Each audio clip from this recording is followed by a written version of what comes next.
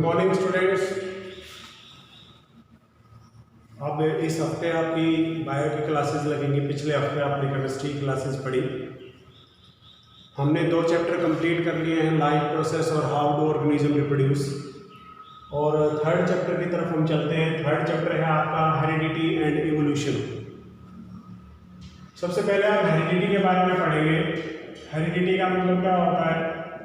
Inheritance of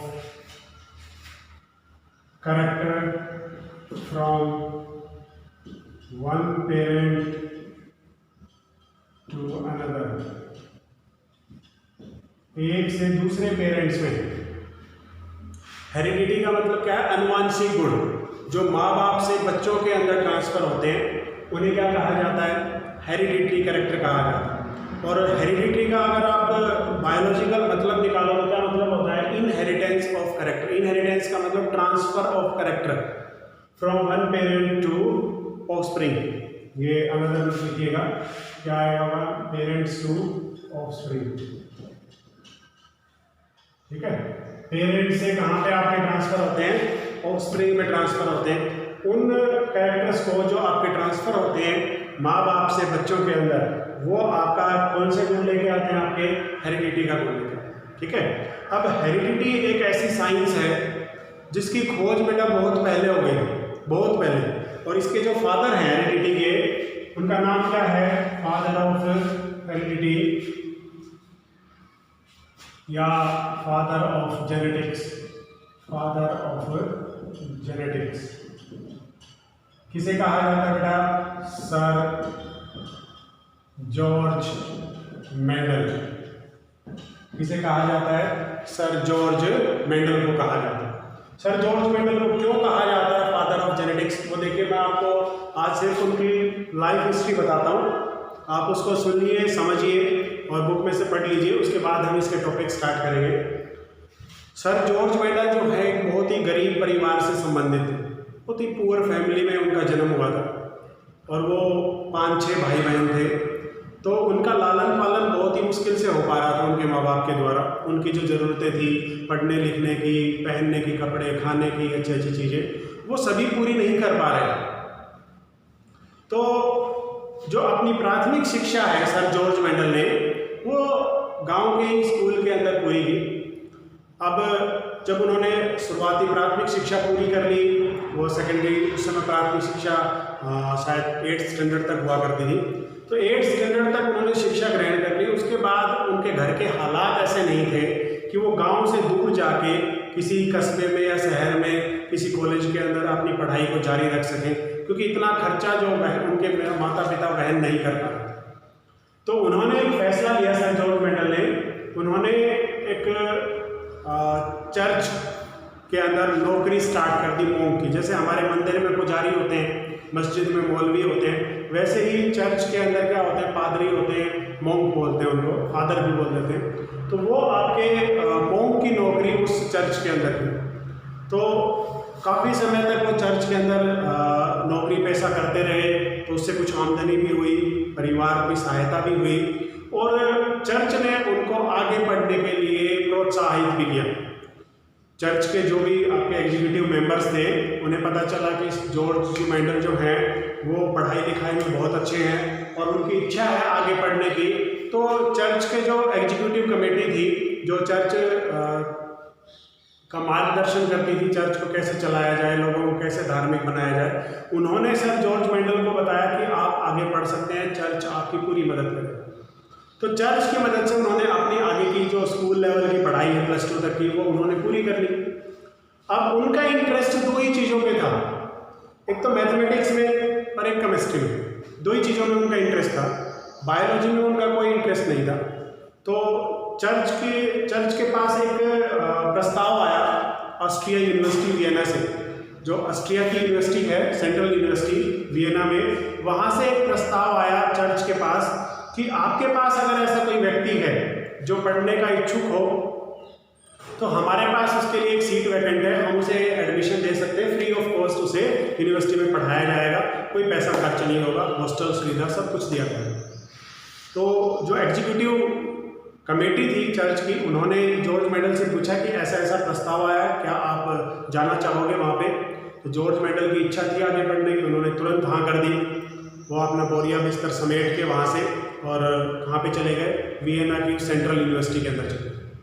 वहाँ पे उन्होंने दो ही चीज़ों के ऊपर अपना जो स्टडी है वो कंसंट्रेट की, एक तो हाइब्रिडाइजेशन के ऊपर और एक मैथमेटिक्स के जो डिफरेंट थ्योरम्स होती हैं उनके ऊपर। धीरे धीरे उनका जो इंटरेस्ट था वो मैथमेटिक्स से थोड़ा हटता गया और हाइब्रिडाइजेशन के ऊपर बढ़ता चला। एक दिन यूनिवर्सिटी में ऐसे ही बैठे बैठे उनके दिमाग में आया कि भाई जब एटम्स आपके कंबाइंड हो सकते हैं, अलग अलग हाइब्रिड की फॉर्मेशन कर सकते हैं, वो हाइब्रिड स्ट्रक्चर बना सकते हैं, तो क्या ऐसा हो सकता है कि भाई सेल्स को भी, आपके डिफरेंट सेल्स को भी हम आपस में कंबाइंड करें, तो वो भी क्या बनाएं, हाइब्रिड सेल्स बनाएं। तो उसके अंदर कैरेक्टर्स क्या क्या होंगे, जैसे एटम्स की दोनों की प्रॉपर्टी आगे चली जाती है, तो क्या दोनों सेल्स की प्रॉपर्टी आगे जाएंगी या सिर्फ एक सेल की प्रॉपर्टी ही आगे जाएगी। तो इन सब उधेड़-बुन के बीच में उन्होंने अपने प्रोफेसर से इसके बारे में जानना चाहा। तो उन्होंने कहा कि ये विषय बहुत ही अच्छा है, आप इसके ऊपर रिसर्च कर सकते हो। और उन्होंने उन्हें जो उस समय के यूनिवर्सिटी के अंदर बॉटनी के और जूलॉजी के जो प्रोफेसर थे उनसे मिला दिया। उन्होंने मेंडल की पूरी सहायता की, उनको आइडिया भी पसंद आया, क्योंकि उस समय तक इसके बारे में कुछ ज़्यादा जानता नहीं था कि बायो के अंदर भी हाइब्रिडाइजेशन हो सकता है, सेल के अंदर भी हाइब्रिडाइजेशन हो सकता है। तो उन्होंने क्या किया, अपने एक्सपेरिमेंट स्टार्ट किए जॉर्ज मेंडल ने उन प्रोफेसर्स की देख रेख में। किसके ऊपर किए, पी प्लांट के। किसके ऊपर किया बेटा, पी प्लांट, मटर के पौधे के ऊपर वो एक्सपेरिमेंट किए थे उन्होंने। तो जब मटर के पौधे के ऊपर वो एक्सपेरिमेंट कर रहे थे तो उन्होंने 1 बार, 2 बार, 3 बार, 4 बार, 5 बार, कम से कम 6-7 बार पी प्लांट के ऊपर लगातार एक्सपेरिमेंट किए। और जो भी उनके रिजल्ट आए उन सातों एक्सपेरिमेंट में उसने एक एक करके सभी डायरी के अंदर नोट कर लिए कि भाई पहले एक्सपेरिमेंट का ये रिजल्ट आ गया, सेकंड का ये आ गया, थर्ड का ये आ गया, फोर्थ का ये आ गया। तो इस तरीके से सातों एक्सपेरिमेंट के रिजल्ट उन्होंने नोट कर लिए डायरी में। अब जब एक्सपेरिमेंट उनके पूरे हो गए और उनको ये पूरा विश्वास हो गया कि भी उन्होंने जो एक्सपेरिमेंट परफॉर्म किया वो बिल्कुल सक्सेसफुल है और ये रिजल्ट जो आ रहे हैं ये आगे चल के नया रिवोल्यूशन लेके आएंगे, नई क्रांति लेके आएंगे आपके जीव विज्ञान के अंदर, बायोलॉजी के अंदर। तो उन्होंने अपनी वो डायरी ली जिसके अंदर उन्होंने एक्सपेरिमेंट्स का रिकॉर्ड रखा था और वो अलग अलग जो बुक पब्लिश करते हैं ना, बुक छापते हैं पब्लिशर्स, उनके पास वो घूमे कि भाई इस बुक को आप छाप दीजिए, मैं सेल करना चाहता हूँ, लोगों को बताना चाहता हूँ कि मैंने ऐसे ऐसे एक्सपेरिमेंट किया और ये मेरा रिजल्ट आया। तो उस समय जॉर्ज मेंडल कोई बड़ा नाम नहीं था, तो पब्लिशर में किसी ने भी उनकी बुक छापने के लिए हामी नहीं भरी। सिर्फ एक पब्लिशर ने हामी भरी, वो भी पैसे देने के बाद। तो उसकी कुछ एक कॉपियाँ ही मेंडल, क्योंकि इतने ही पैसे थे उनके पास उस समय स्कॉलरशिप के, तो कुछ एक 20-50 कॉपी वो छपवा पाए।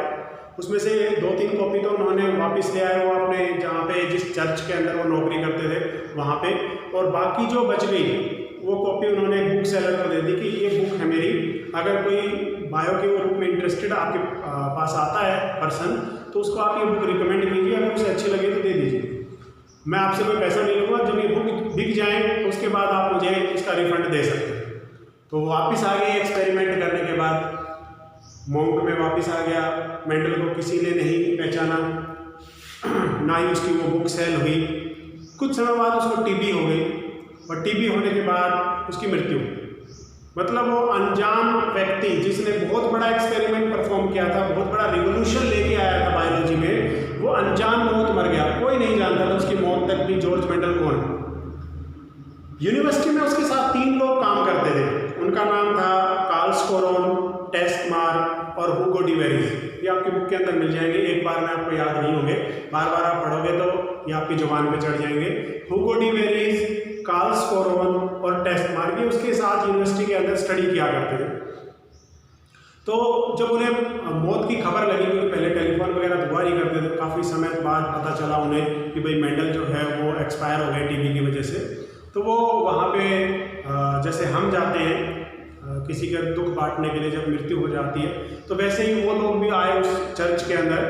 तो उन्हें पता चला काफ़ी समय बीत चुका है, तो उन्होंने कहा कि जो एग्जीक्यूटिव कमेटी थी चर्च की, उसने कहा कि मेंडल का एक कमरा है और वो बंद ही है, जब से उसकी मृत्यु हुई है वो बंद ही, हमने नहीं खोला। अगर आप चाहो तो उस कमरे को खोल के उसकी जो ऐसी कोई चीज़ हो जो बहुत ही काम के योग्य हो तो आप उसको देख सकते हो। तो उन्होंने वो कमरा खोला, उस कमरे में जब उन्होंने रिसर्च किया, देखा, तो उनको वो मेंडल की छपवाई हुई किताब मिली। उन किताबों को उन्होंने स्टडी किया तो उन्हें पता चला कि मेंडल ने तो बहुत बड़ा एक्सपेरिमेंट परफॉर्म कर दिया। उन तीनों ने डिसाइड किया कि ये एक्सपेरिमेंट हम भी परफॉर्म करके देखें। उन तीनों ने वो एक्सपेरिमेंट परफॉर्म करके देखे पी प्लांट के ऊपर अलग अलग जगह पे, और तीनों के रिजल्ट क्या आए, वही आए जो मेंडल के आए थे। तो यहाँ से तीनों ने क्या किया डिसाइड कि हम जो साइंटिस्ट हैं उनकी एक फोरम बुलाएंगे, एक प्रोग्राम करेंगे, साइंटिस्ट लॉबी को इकट्ठा करेंगे और उनके सामने बताएंगे कि ये जॉर्ज मेंडल जो हमारे साथ पढ़ता था, इसने इतना बड़ा एक्सपेरिमेंट परफॉर्म किया था लेकिन ये गुमनामी की मौत मर गया। तो साइंटिस्ट लॉबी जब इकट्ठी हुई तो उन्होंने क्या किया, एक्सपेरिमेंट परफॉर्म करके दिखाए, और एक्सपेरिमेंट परफॉर्म करने के बाद जब उनके रिजल्ट साइंटिस्ट के सामने दिखाए गए तो सभी हैरान रह गए कि एक अनजान सा व्यक्ति जिसका एजुकेशनल बैकग्राउंड नहीं है, कोई साइंटिस्ट बैकग्राउंड नहीं है, उसने इतना बड़ा एक्सपेरिमेंट कर दिया और दुनिया उससे अनजान रही। तो साइंटिस्ट लॉबी ने मेंडल के एक्सपेरिमेंट को मान्यता दी और उन्हें क्या कहा गया, फादर ऑफ जेनेटिक्स कहा गया। क्या कहा गया बेटा, फादर ऑफ जेनेटिक्स कहा गया। ठीक है, ये आपके मेंडल की हिस्ट्री है। कल हम इस चैप्टर को आगे स्टेप बाय स्टेप पढ़ेंगे। आप इस हिस्ट्री को बुक के अंदर से पढ़ लीजिए, नेट के ऊपर सर्च करके पढ़ लीजिए। आपको मेंडल के बारे में जब पता चल जाएगा तो जेनेटिक्स और हेरिडिटी के बारे में ऑटोमेटिकली आपको पता चल जाएगा। ठीक है, थैंक यू वेरी मच।